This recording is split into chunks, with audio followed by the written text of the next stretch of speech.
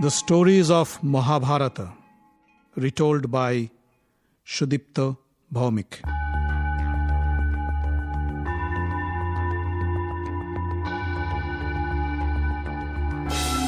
Welcome, dear friends, to another episode of The Stories of Mahabharat. In the last episode, we heard how King Virat defeated Susharma's army with the help of the Pandavas. We also heard Arjun, disguised as Brihannala, had to join the action to defend Virat's kingdom from the Kaurava attack.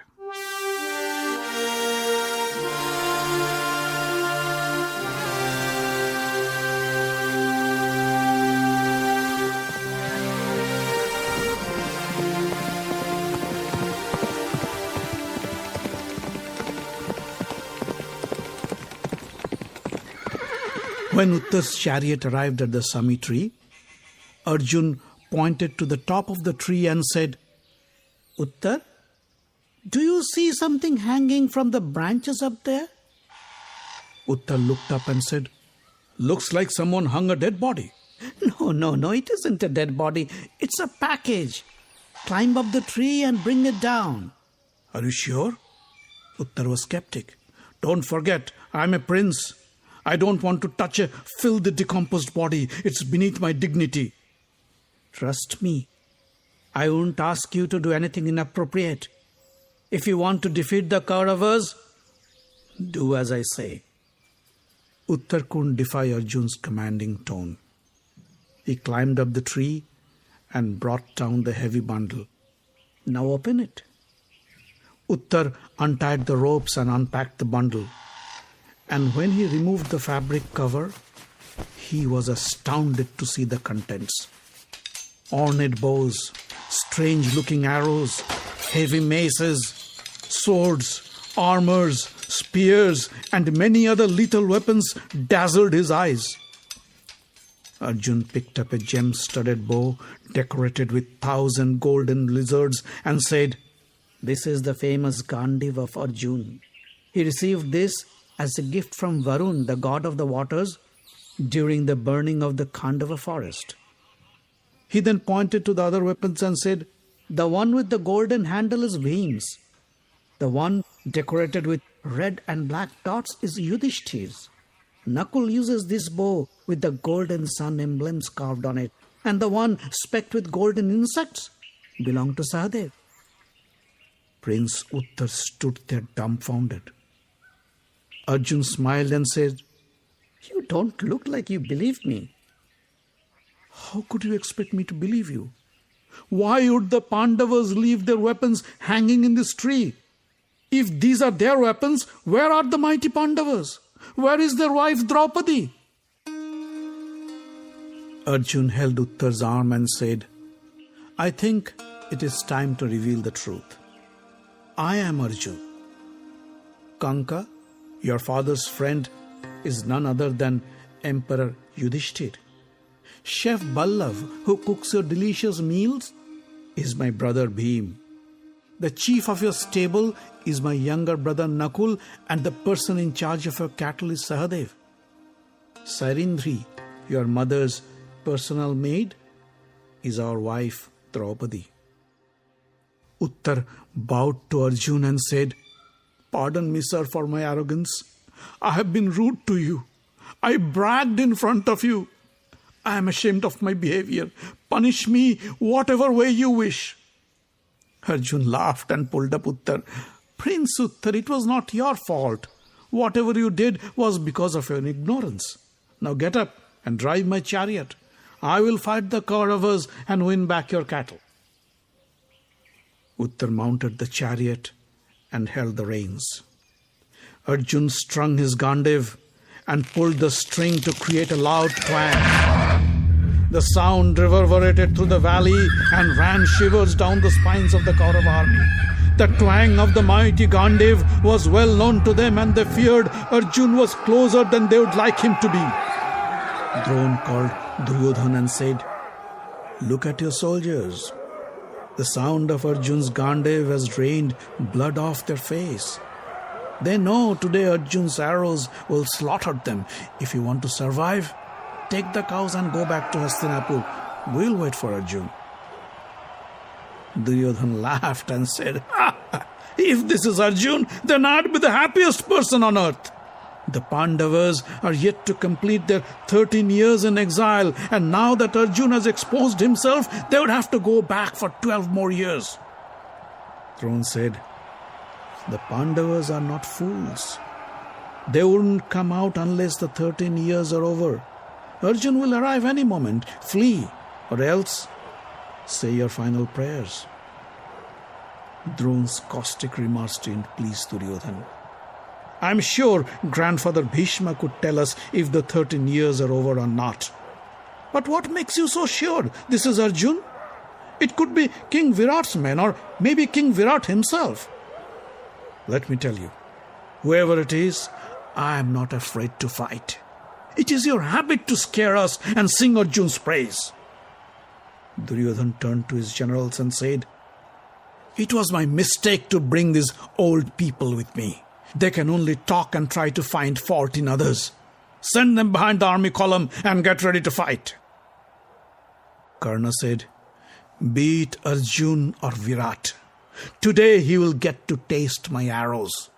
I have my Guru Parashuram's blessings. Nobody can beat me in a battle. I alone can defeat Arjun. Watch me, how I destroy his chariot and bring him down on his knees to Duryodhana's feet. And then I'll kill him in front of you all. Kripacharya couldn't take it anymore. He looked at Karna and with a stern voice he said, Karna, you only think of war as if war is the only means to resolve any problem. Wise men have said that of all means to resolve a dispute, war is the worst and the most sinful act. A war can be justified only when all other means of reconciliation have failed. It would be foolish of you to fight Arjun. After 13 years of exile, he is as ferocious as a hungry lion. Do you think he would let you go free? Karna laughed. He moved close to Kripa's chariot and said, you think Arjun is the only archer in this world who can shoot an arrow? Old man, who do you think I am? A moron? I know why you are trying to scare us away. You want to protect your favorite student, that's all. You want to make sure that he doesn't become a laughing stock in front of the Kaurava army. Drona's son, Aswathama, was furious. He looked Karna in the eye and said, Karna, how dare you insult my father? A teacher treats his student like his sons. It is natural for father to speak in Arjun's favor. And what he said is true. Karna, you always boast of your prowess, but did you ever succeed in defeating any of the Pandavas? You and your friend Duryodhana always used sly means to humiliate and defeat the Pandavas, but you always failed in combat. Keep in mind, Arjun's Gandiv doesn't shoot dice. It shoots sharp and lethal arrows. So get ready to fight. Let your advisor Shakuni fight. If my father Drona wants to fight Arjun, he can do so, but I won't. Bhishma could sense a rising dissent among the Kaurava generals. He tried to calm things down. He called Aswathama and said, Karna is only trying to provoke you to fight. He didn't mean to insult anybody. Duryodhana came to Drona with folded palms and said, Gurudev, I apologize to you on behalf of my friend. Please pardon us and lead us in this battle. Duryodhana's apology and Bhim's words calmed Drona. He went to Bhishma and said, well then, tell us, did the Pandavas complete their 13 years of exile? Bhishma nodded and said, as per my calculations, yes, they did. Arjun would never reveal himself before completing their part of the bargain. Now Duryodhana, you decide what you want to do. Give back their kingdom or prepare to fight? Giving back their kingdom is not an option at all, said Duryodhan. "Let's get ready to fight." Bhishma sighed and said, "Well then, allow me to suggest a strategy. Duryodhan, you go back to Hastinapur with a quarter of the army to protect you. Let another quarter of the soldiers take Virat's cows to your ranch. The rest stay here with us and fight Arjun." Duryodhan agreed. He left the battlefield with a fourth of the army guarding his chariot. Another team left with the stolen cows. The rest of the soldiers stood in a diamond formation with Drona in the front, Ashwatthama on the right, Kripa on the left, and Karna guarding the rear. Bhishma stood on his chariot in the center of the formation. Soon the Kauravas sighted the flag on top of Arjun's chariot. The rumbling of his chariot wheels and the sound of his conch sent shivers down the Kaurava spine. Arjun raised his bow and shot 2 arrows in the air.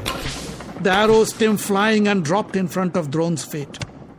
Drona smiled and said, "This is how my student Arjun pays his respect." Arjun asked Uttar to take the chariot around the formation.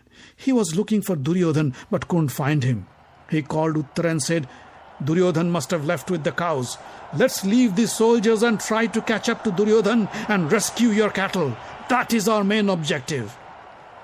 As Arjun's chariot veered away from the formation, Drona knew what his student is up to. He yelled, "Arjun is going after Duryodhan! We must stop him!" The Kaurava army turned around and with a huge roar, they chased Arjun's chariot. Arjun called Uttar and said, "You keep driving the chariot till you find the cows. In the meantime, let me deal with the Kauravas." Arjun turned around and sprayed arrows on the Kaurava army. The continuous twang of Arjun's gandiv, the rumbling of the chariot wheels, and the death cry of the Kaurava soldiers reverberated throughout the battlefield. Soon Arjun's chariot reached the herd of cows. Arjun's arrows scattered the soldiers chasing the cows, and Uttar's chariot veered the cattle towards the Matsya kingdom. After rescuing the cows, Arjun asked Uttar to take the chariot to Karna. Arjun's barrage of arrows took Karna by surprise. Overwhelmed, he called for help. Duryodhan's brother Vikarna and other Kaurava warriors rushed in to defend him. But Arjun's rapid-fire arrows were too much for them to handle. They ran for their lives. Karna's brother Sangramjit sacrificed his life to let Karna escape Arjun's wrath. Uttar then took the chariot to Kripa and a fierce battle broke out. Arjun's arrows killed Kripa's horses and threw Kripa to the ground. Arjun allowed Kripa to get up and gather his weapons. Kripa took advantage of Arjun's respite and struck him with 10 arrows. Arjun smiled and with a quick few shots shattered his armor and his bow. A group of Kaurava warriors rushed in to save Kripa. They took Kripa on the chariot and fled the battleground. Arjun then faced his teacher, Drona. He bowed to Drona and said, "We completed our exile and have come to take revenge on our enemy. But I don't want to fight you unless you strike first." Drona smiled and lifted his bow and shot a volley of arrows to Arjun. Arjun retaliated, and an intense battle between a teacher and a student ensued. Arjun's arrows engulfed Drona, and the old man had a difficult time countering them. His armor shattered and his body was covered with blood. Ashwatthama came from behind to defend his father. Arjun moved away to engage with Ashwatthama, allowing a bruised Drona to escape the battlefield. Soon, Ashwatthama was out of arrows and he had no other option but to flee. Arjun didn't bother to chase Ashwatthama. Rather, he wanted to face his arch-rival Karna once again. Karna had recovered from his earlier wounds and returned to the battlefield to settle his score with Arjun. Once again, the titans clashed. But it was Arjun's day. He was indomitable, and soon Karna had multiple arrows stuck in his chest. Crying in pain, Karna once again fled the battlefield. Arjun turned to Uttar and said, "Now take me to that golden chariot in the center of the field.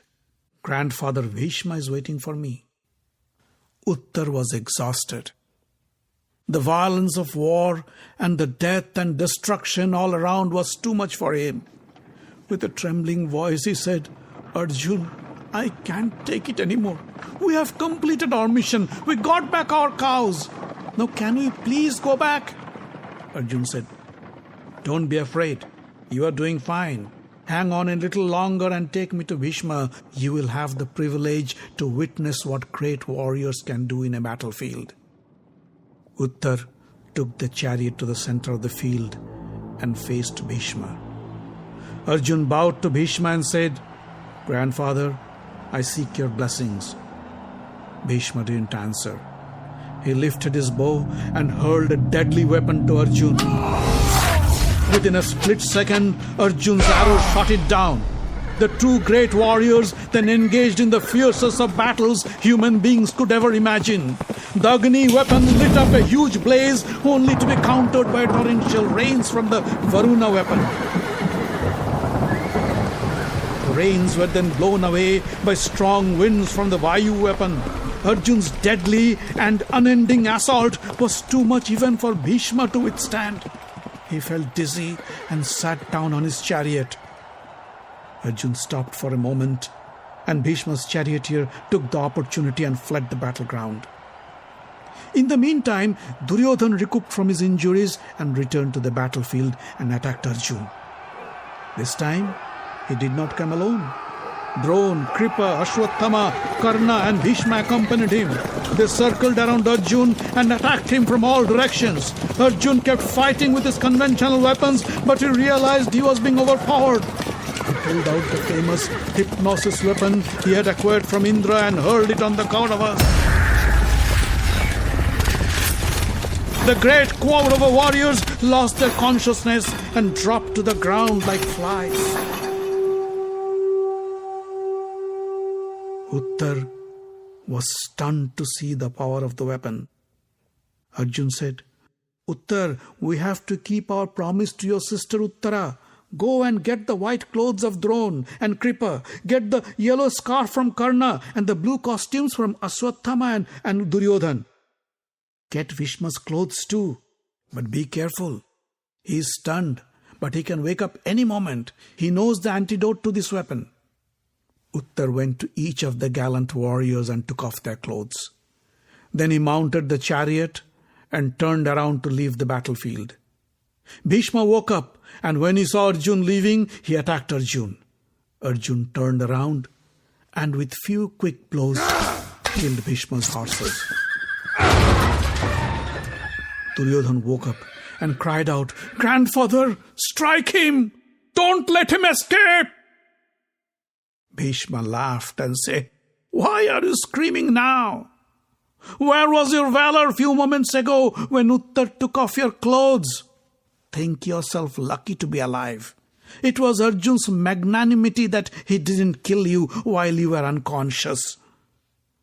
Now get back to your kingdom and let Arjun go back to Matsya with the cows." Duryodhan sighed and then ordered the Kauravas to retreat to Hastinapur. Arjun watched them from a distance and smiled. He said, "Uttar, you have accomplished your mission. You got back your cows. Let's go back to the palace." Uttar smiled and drove the chariot towards the palace of King Virat.